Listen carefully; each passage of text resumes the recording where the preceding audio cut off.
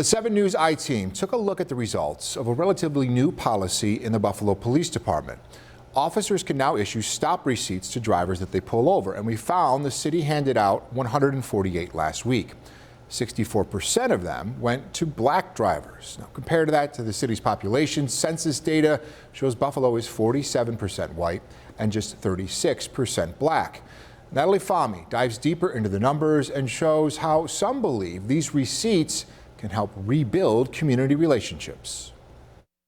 Since June 2020, the Buffalo Police Department has been issuing stop receipts. It's for people they pull over but do not issue tickets to. Was it because they ran a stop sign and the officer gave them a break? Was it because they were speeding and the officer gave them a break?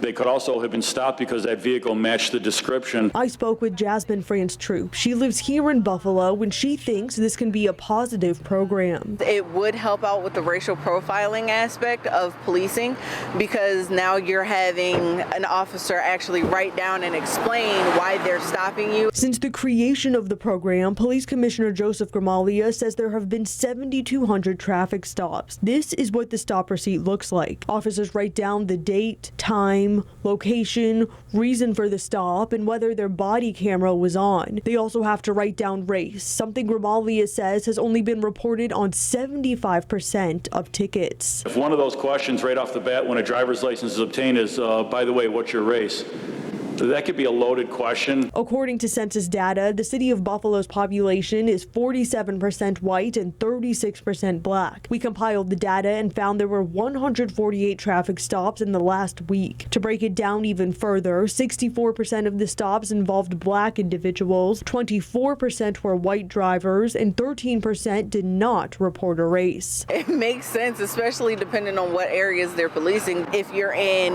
a more highly white populated area and the number is still 64%, that would be a little bit of a deficit. And for Jasmine, she tells me the extra paperwork could go a long way to help bridge the gap between police and the community they serve. Although it might be an extra bit of paperwork, I don't think it's necessarily bad paperwork to have. So what's next here? The Buffalo Common Council will be reviewing stop ticket data at their next meeting. They'll then look at what's working and what isn't to help fine-tune the program. Jeff?